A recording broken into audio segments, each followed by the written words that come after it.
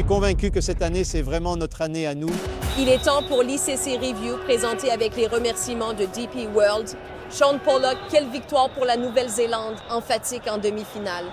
Oui, absolument. Ils ont été brillants. Dès le début, leur plan contre l'Afrique du Sud pendant le power play était excellent. Je veux dire, Quinton de Kock, le match-up, ils ont réussi à prendre ce guichet, puis Rickelton rapidement. Mais je pense que plus important encore, c'était leur plan pour gêner Markram. Ils ne lui ont donné aucune largeur à exploiter. Les balles revenaient. C'était vraiment difficile pour lui de marquer.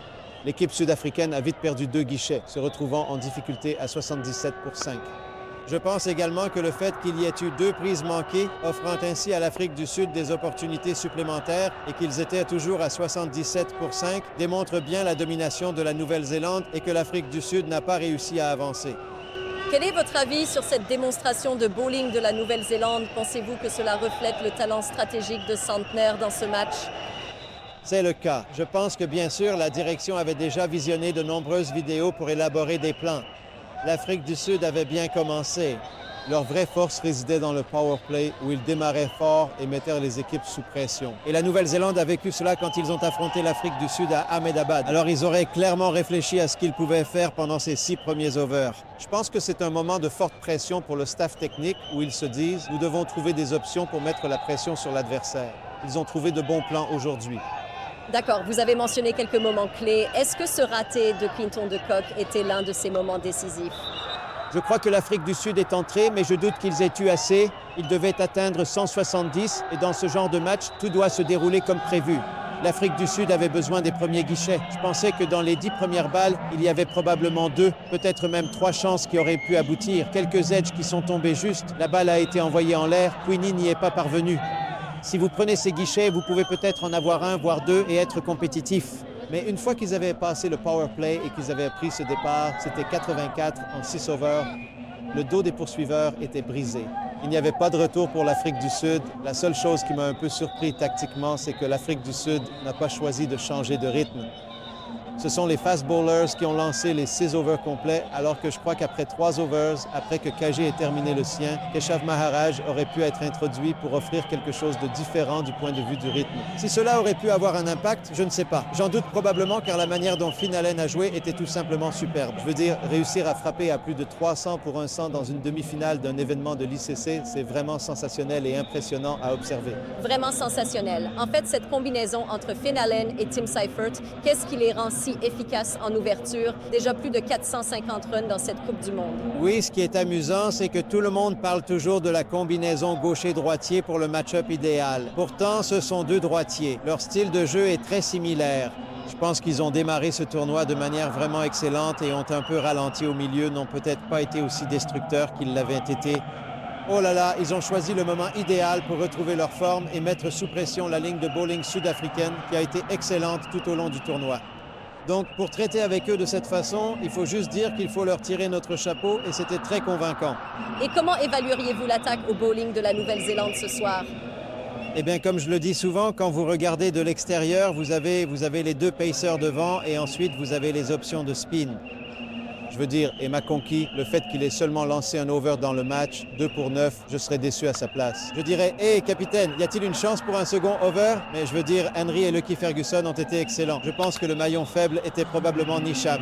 Je pense qu'il a eu un over à 17 et un autre à 22. Donc peut-être qu'ils sont juste un peu courts dans cet équilibre, mais tous les autres ont compensé. Et s'ils avaient été plus gourmands, ils auraient dit qu'à 77-5, ils auraient dû faire sortir l'Afrique du Sud pour un score inférieur. Magnifiquement frappé. Sa force n'avait pas été vue dans le tournoi. Il n'a pas eu beaucoup d'occasions de montrer ce dont il est capable avec la batte, mais il a très bien frappé. Et je pense qu'après les 45 premières minutes, je pense que la surface a commencé à mieux jouer aussi, mais tous les compliments doivent aller à la Nouvelle-Zélande. Je pensais que leur planification, je pensais que leur exécution et je pensais que leur batting était superbe. Qui aurait pu imaginer, avant même que le tournoi ne commence, que nous serions ici à discuter de Rachin Ravindra dans son rôle de lanceur talentueux? Comment a-t-il été bon?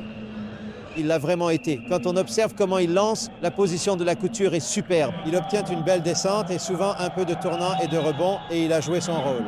Je pense qu'il aurait également gagné beaucoup de confiance des matchs à Colombo au Sri Lanka où il a dû lancer un assez gros volume d'overs. Il a pris ses responsabilités ce soir et franchement, ça n'a toujours pas de sens. McConkey, 2 pour 9 en un over et il n'a pas d'autre tour de lancer, mais c'était parce que les autres spinners ont fait plus que ce qui était requis d'eux. Un rapide aperçu juste avant la finale à Ahmedabad. Quel rôle important pensez-vous que Matt Henry jouera et le fait qu'il soit revenu juste à temps pour jouer son rôle dans la demi-finale? Oui, je veux dire, il mérite beaucoup de louanges aussi. Je veux dire, être dans un avion pour assister à la naissance de votre enfant et ensuite monter dans un avion et voyager toute la nuit. Arriver ici tard la nuit dernière, faire une petite séance ce matin et être prêt à jouer et puis lancer comme il l'a fait est assez impressionnant. Je suis donc certain qu'il va profiter de quelques nuits de repos et qu'il sera en pleine forme et prêt à partir. Ils doivent juste attendre et voir qui se présente. Vous savez qui va les rencontrer en finale. Mais ils ont une certaine expérience à Ahmedabad, donc ils comprennent comment la surface va se comporter là-bas et ils disposent de ce jour supplémentaire pour se préparer. Donc je suis sûr qu'ils seront impatients. Et les fans de la Nouvelle-Zélande espéreront que cela puisse être l'occasion où ils pourront enfin mettre la main sur une Coupe du Monde. La Nouvelle-Zélande est-elle vraiment favorite?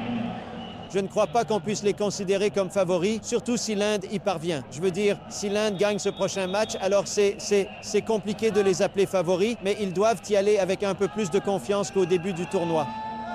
Et la nature convaincante de cette victoire aide évidemment à renforcer cette confiance, mais je pense que si vous devez jouer contre l'Inde, s'ils parviennent à battre l'Angleterre et les 100 000 personnes qui crient pour l'Inde, je ne suis pas sûr qu'on puisse les appeler favoris.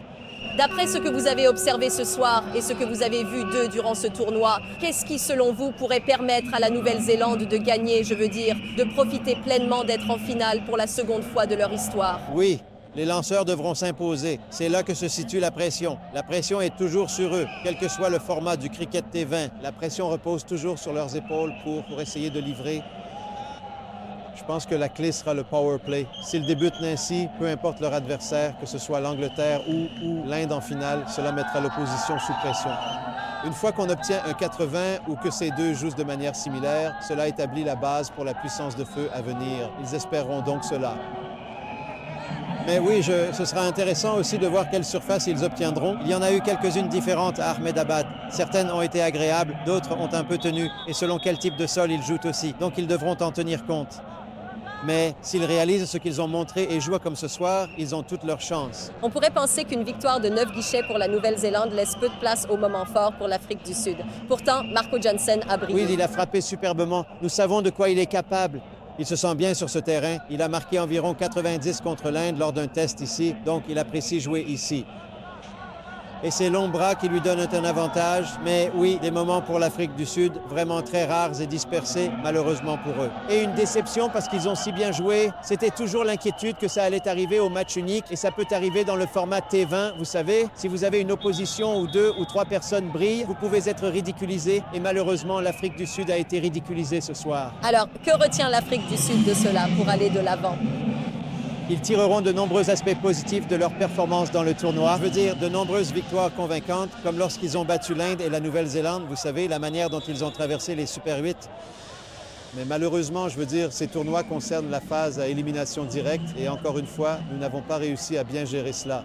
Alors, vous savez, il y aura évidemment des questions et c'est un peu un coup dur parce que je pensais que la maturité de l'équipe, le fait d'avoir vécu la finale lors de la dernière édition de 24 allait être quelque chose dont ils auraient appris et quelque chose sur lequel ils pourraient construire.